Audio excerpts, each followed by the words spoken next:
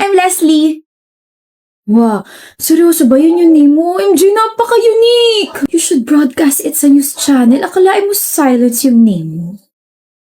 Gusto mo mag-charades tayo? Magaling ako dyan. Ano ba pangalan mo? English? Like John? Riley? Brian? George? I order you! Get out! Mali? Kung ganon, Banoy? Jose? Ronaldo? Marlo. Marlo! Marlo Morer? Marlo Aquino? Marlo Aguilar. Hi Marlo! So bakit ka nandito? Why choose our school? Why don't you choose me? Choose me? Ingay mo? Nako, kung maingay ako, paano pa kaya yung mga ibang classmates natin? The noise that you hear coming from my mouth-to-mouth resuscitation. 4 feet pa lang yun sa akin so hindi ka pa malulunod. Hindi ko gets. Hindi mo gets? Ako rin eh. Bakit ba siya yung seatmate ko? Ano ka ba Marlo? Seatmate means soulmate. Kaya raw tayo pinagtabi para magkabunggo yung siko natin tapos makukuryente tayong dalawa. Oh my gosh, kapag nangyari yon, edi may sparks na tayong dalawa. What's up Marlo? Nasa si Luigi. Tigilan mo ako. 6 months na tayong seatmate/friends. Ibig sabihin, 6 months na rin kitang crush. Huwag mo suotin yan! Baka may luga ka sa tenga, babaho yung earbuds mo. Tapos mataturn off ako sa'yo, tapos mawawalan ka na nagkakagusto sa'yo. Leslie. Yes, tawag mo ako. Shut up. Ayoko!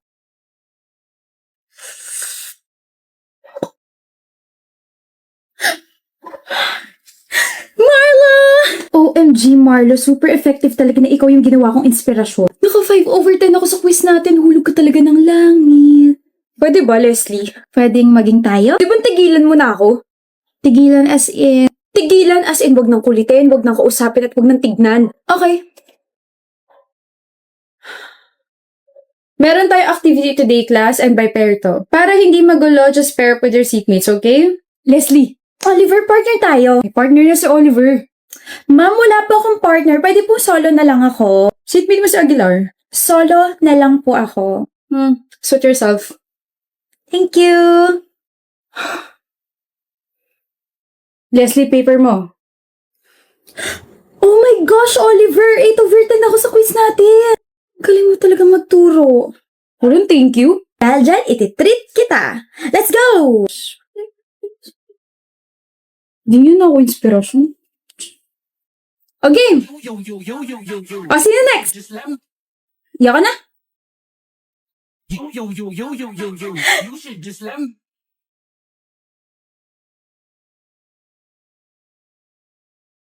Nangaasar ka ba? Lo, problema mo dyan. Hindi na nga kita kinukulit, kinakausap, tinitignan gaya ng gusto mo, tapos ganyan ka pa sa akin. Magiging ganito na lang ba tayo palagi, ha?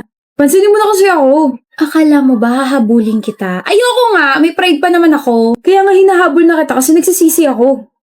Sorry for acting like a jerk. Dapat kinausap kita ng maayos. So sorry. Ganyan ka ba talaga mag-sorry, ha? Labas sa ilong.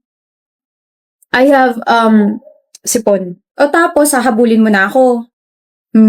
Marami ako na-realize nung hindi mo ako pinansin na isang buwan. Na mas gusto ko na kinakausap mo ako, kinukulit mo ako, inaasar mo ako, gawin mo na ulit ako inspirasyon, gawin mo na ulit akong crush mo. Namiss mo ako, no? Miss? Oh, miss na kita. Sali kita sa trend, ha? Huh? Sayaw kung crush mo rin ako!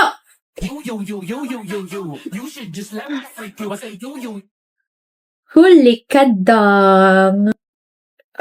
Shh. We'll work on that. Hindi naman ako nagmamadali eh. Anyway, bati na tayo. Wala nang bawian ah. Bati na tayo ah. Ang nga pala. Ano? Saan ka nalang magpaturo? Mas matalino kay Oliver. Salas ka? Medyo.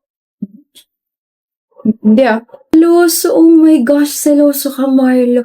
Don't worry, nagpaturo lang naman ako sa kanya once, pero ikaw, tinuruan mo ako magustuhan ka kahit ang sungit. Oh. Corny. Pero, you're welcome. At dahil dyan, kain tayo. Sure! Ano ba gusto mo? Ikaw! Psst, ako lang pala yun. Ito na. Stop! In the name of love. Ang primo, kapartner mo ako sa subject ni Miss Candice. Ikaw si Meg, di ba? Hindi. Sabi nila, ikaw daw to nabunot ko. Titripan yata ako ng mga taong to eh. Patingin ako. Huwag na. Bakit ka ganyan makatingin? Huh? Para kang tuta. Oh, ano, kilala mo ba yan si Meg? This is me. Megan Del Rosario. Akala ko ba hindi ikaw? Hindi naman ako si Meg. Ayan o, Megan pangalan mo. Pero hindi Meg. Wala akong nickname na ganon.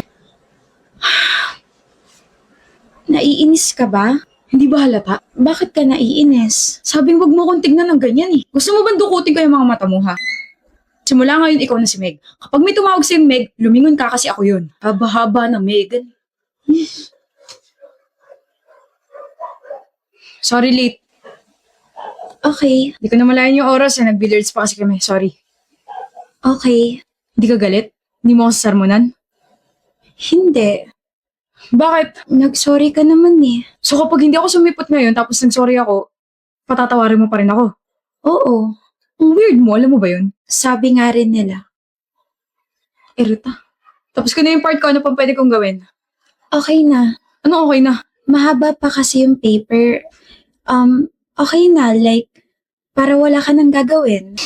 Bakit? Okay lang, Primo. Pero,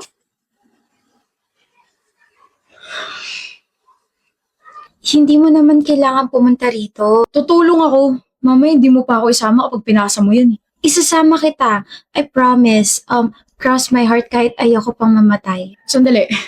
Kahit wala akong itulong, kahit wala akong gawin, kahit hindi ako sumipot, isasama mo pa rin ako? May grade pa rin ako? Oo. Bakit?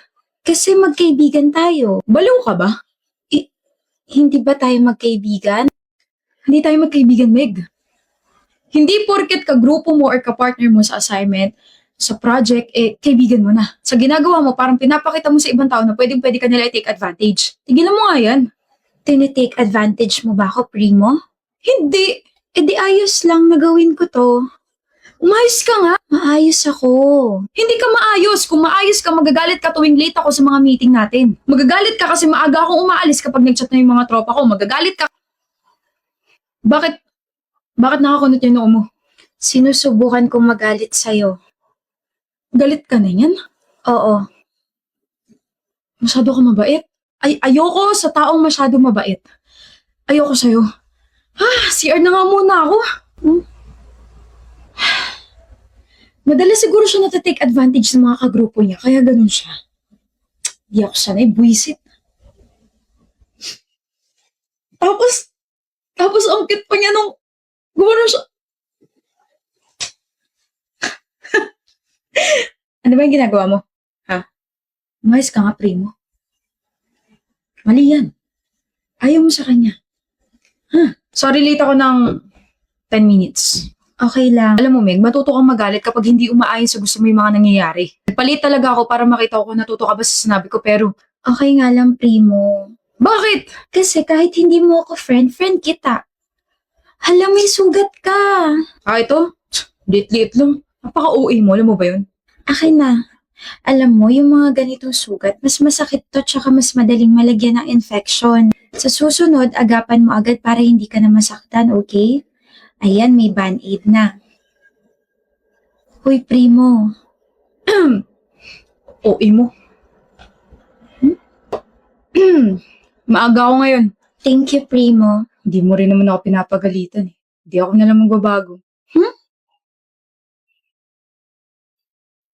Pre, bilyar tayo ah.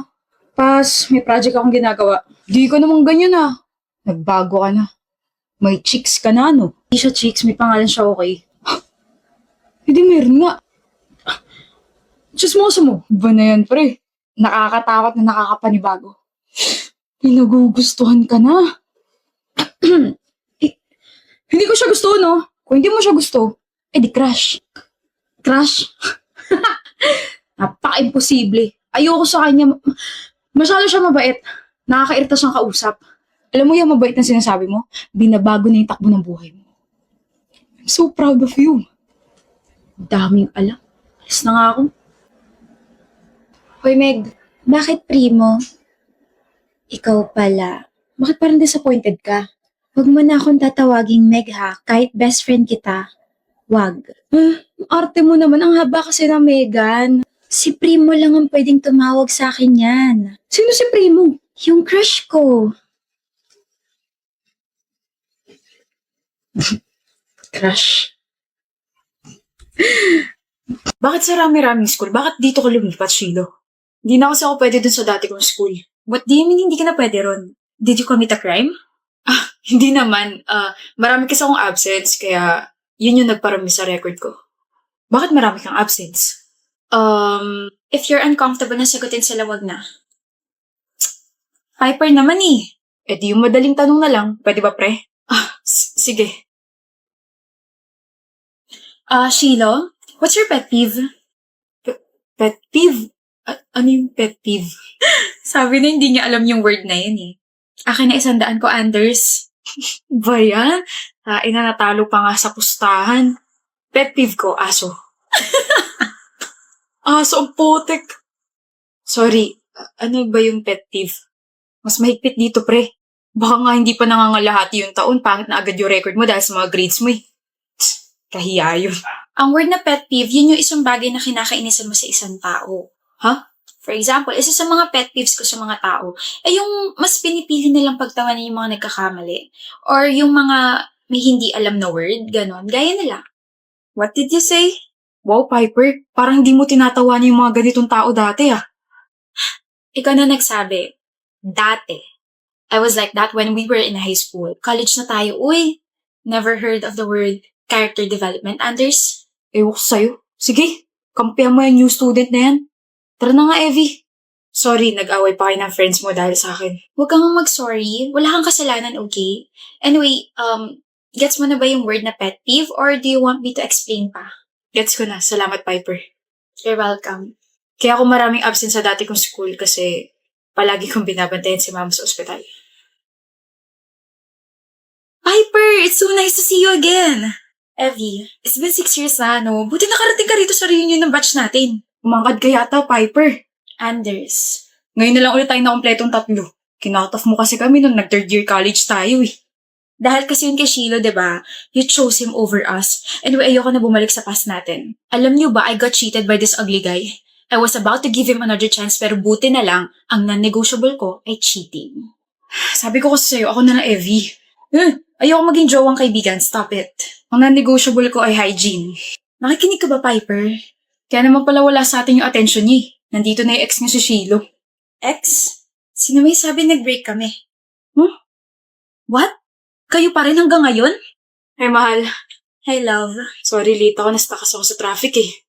No, sakto lang dating mo. Sakto, pre. We were just talking about non-negotiables. What's yours? Government savings bond. Bayan, pre, bobo ka pa rin talaga hanggang ngayon.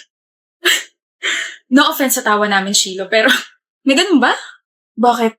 Non-negotiable instrument naman talaga yun ah. Don't tell me, hindi nyo alam. Graduate din naman kayo ng accountancy. Di may ipababang meaning yun? Bigyan mo ako example. Girl, na kaya naman tumaga sa relasyon kasama siya. Kung ako ikaw, napagod na ako kaka-explain sa kanya ng mga bagay-bagay. Nakakatawa na may mga taong di pa rin talaga nagbabago, no? Gaya niya, no? Di pa rin kayo nagbabago and buti na lang, hindi ikaw yung girlfriend ni Shilo. What? I'll give you 2 examples of non-negotiable love. 1, cheating. Kapag nag-cheat ka, wala nang second chance. Bye-bye na. Second, my non-negotiable is katoxican. If toxic ka sa akin, I don't want to deal with you anymore. I'll cut you off.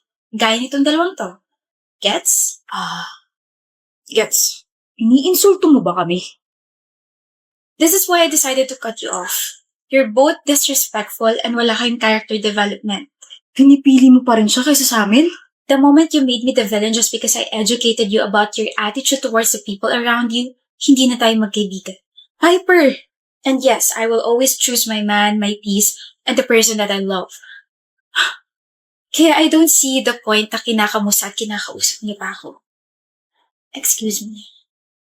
Excuse me. She's so annoying.